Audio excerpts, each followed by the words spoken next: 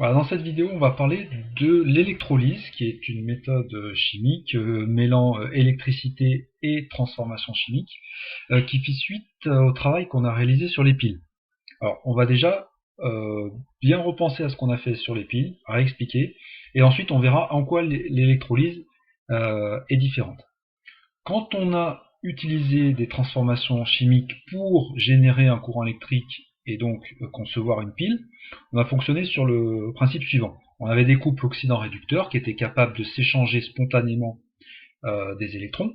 C'était spontané parce que le quotient de réaction initial du système chimique qu'on avait établi était plus petit que la constante d'équilibre liée à la transformation chimique qu'on voulait réaliser, et que par conséquent, lorsque le quotient de réaction voulait se rapprocher de la valeur de K, la réaction entre l'oxydant et le réducteur se faisait de manière spontanée, et cet échange spontané d'électrons générait un courant électrique qu'on récupérait. Donc on avait une pile capable d'alimenter un circuit électrique. L'électrolyse, c'est exactement l'inverse. On va essayer d'injecter un courant électrique dans un système chimique, et on va voir si grâce à ça, il est possible de faire la transformation chimique inverse de celle qui se serait produite spontanément. C'est-à-dire que la transformation spontanée fait que QR doit se rapprocher de K. Là, on va essayer par un courant électrique de forcer les choses à se faire dans le sens contraire. C'est-à-dire que QR sera déjà plus petit que K, mais en plus, on va faire une transformation chimique où QR va être de plus en plus petit, c'est-à-dire va s'éloigner de la valeur de K. On va voir que c'est possible grâce à un courant électrique. Donc, on va retrouver un peu le même montage, c'est-à-dire des électrodes qui vont aller au contact du système chimique. La grosse différence, c'est que ces électrodes vont être alimentées par un générateur de courant externe au système chimique. Dans les piles, c'était le système chimique qui arrivait à générer un courant. Là, on va générer un courant pour l'envoyer vers le système chimique et forcer le système à évoluer dans le sens qu'on a décidé. Et on l'a décidé comment? On l'a décidé par rapport au branchement qu'on va réaliser. Quelle électrode on va relier à la borne moins ou à la borne plus du générateur. Alors, par exemple, si on relie une électrode au pôle moins du générateur, vu que le courant électrique engendré par un générateur part du pôle plus pour arriver côté moins, du côté moins, en fait, on va envoyer des électrons, puisque les électrons circulent dans le sens opposé du courant. Par conséquent, l'électrode qui sera branchée côté moins va voir des électrons qui arrivent à ce niveau-là. Et vu que les électrons ne vont pas pouvoir s'accumuler sur cette électrode, les électrons vont devoir être consommés. C'est-à-dire qu'on va avoir une réaction de réduction, puisqu'une réduction, c'est justement une réaction dans laquelle on va gagner des électrons. Par exemple, si dans l'électrolyte, c'est-à-dire la solution chimique qui contient des ions, il y a des ions H+, eh bien les électrons qui arrivent sur cette électrode vont pouvoir se combiner avec les ions H+, pour réaliser l'équation de réduction suivante, 2H+, plus 2 électrons vont se transformer en d'hydrogène, donc qui est un gaz. On retrouve la notion de cathode-réduction. Cette électrode va pouvoir être qualifiée de cathode parce qu'il s'y déroule la réduction. C'est exactement la même définition que pour les piles. Par contre, là où c'est différent, c'est que pour les piles, au pôle moins, à cause de la réflexion qu'on avait eue sur le sens des électrons, il s'y déroulait une oxydation. Pour une électrolyse, au pôle moins, il se déroule une réduction, c'est donc la cathode.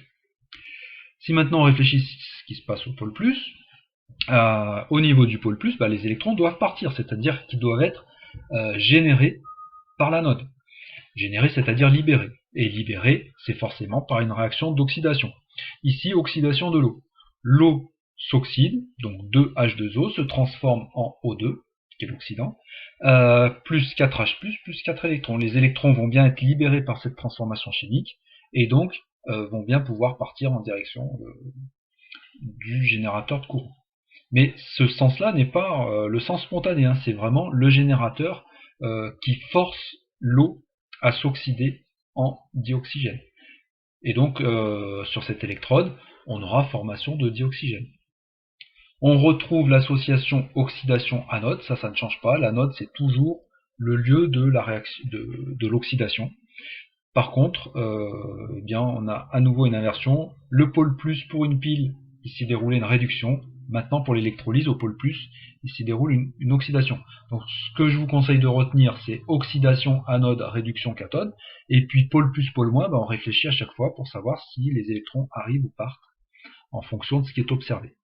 Si je fais le bilan là de ce que j'ai dit, on imagine qu'on a mis de l'eau avec des ions H+, par exemple, dedans, ou peut-être d'autres ions. On a forcé par un générateur externe le courant à circuler donc du plus au moins. On a donc une anode et une cathode. Sur l'anode, l'oxydation, donc formation de dioxygène, et sur la cathode, formation de dihydrogène. En termes de bilan, ça donne à l'anode 2H2O donne O2 plus 4H+, plus 4 électrons qui partent.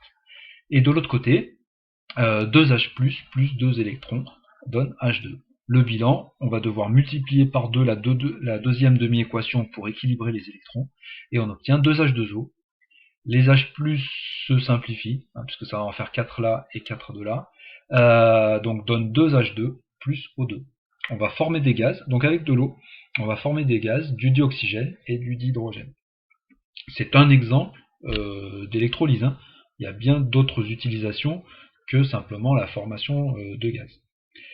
En termes de bilan électrique, on revient sur les mêmes formules qu'on avait vues pour les piles. La quantité d'électricité qui va être nécessaire pour l'électrolyse, donc qui va dépendre de l'intensité du courant qu'on est arrivé à faire circuler et le temps d'utilisation, donc Q égale I fois delta T, eh bien ça va correspondre au nombre d'électrons, enfin à la charge des électrons qui auront circulé. C'est donc le nombre d'électrons échangés par la transformation chimique, le nombre de moles d'électrons échangés par la transformation chimique, multiplié par le Faraday qui correspond à la charge d'une mole d'électrons. Même formule que pour les piles. Alors les applications. On avait parlé des piles, mais vous savez très bien que certaines piles se rechargent. C'est une erreur d'ailleurs de continuer à les appeler piles. Quand une pile se recharge, on devrait changer de mot et parler plutôt de batterie, même si elles ont la forme d'une pile, ça va être une batterie. Ici j'ai donné l'exemple d'une batterie au plomb, donc type voiture par exemple. Eh bien quand on recharge, ou quand la voiture en roulant recharge cette batterie, elle va faire exactement la réaction opposée qui se produit lorsqu'elle s'utilise sous forme de générateur de courant. Donc soit on utilise le courant capable que la batterie est capable de délivrer à ce moment-là, c'est une transformation spontanée qui a lieu et on en bénéficie à travers le courant électrique qu'on récupère, soit on force les choses à se passer dans le sens contraire, donc on le force avec un courant électrique, c'est-à-dire on alimente la batterie pour la recharger. A priori, ces réactions donc pouvant se passer dans les deux sens, une fois spontanée et une fois forcée, c'est quelque chose d'inusable. En réalité, pour une batterie, ou pour une pile rechargeable, il y a un certain nombre de cycles, parce qu'à chaque cycle, il peut y avoir des phénomènes perturbateurs qui font que le cycle de recharge n'est pas parfaitement opposé au cycle de décharge. Deuxième application, le dépôt de métaux. Alors, vous savez que certains métaux, par exemple, pour leur donner de la valeur, ou pour les protéger, on peut les recouvrir par un autre métal plus précieux. Donc ici, on prend un métal pas précieux et on va le recouvrir de cuivre. Donc, comment on fait? On va forcer la réaction à se dérouler dans le sens suivant. Ici, le cuivre va devoir se faire oxyder pour se transformer en ion cuivre. Puis ensuite, les ions cuivre vont migrer jusqu'à l'autre électrode, et sur cette électrode, on va forcer le cuivre à faire une réduction, c'est-à-dire à redevenir du cuivre métallique. Et du coup, on va avoir du cuivre métallique qui va se déposer sur le métal initial. Et on aura une pièce qui aura un aspect cuivré, mais qui au cœur ne sera pas en cuivre. Et puis on va terminer par une dernière image qui est une transformation forcée, mais pas forcée par un courant électrique, forcée par l'énergie solaire. C'est la photosynthèse. La photosynthèse, donc la transformation de CO2 avec H2O sous l'effet de la lumière pour former des molécules organiques et puis du dioxygène, c'est une transformation qui n'est pas spontanée. Spontanée, on devrait même plutôt observer l'inverse. Mais les rayons solaires arrivent à inverser le sens spontané, c'est la photosynthèse.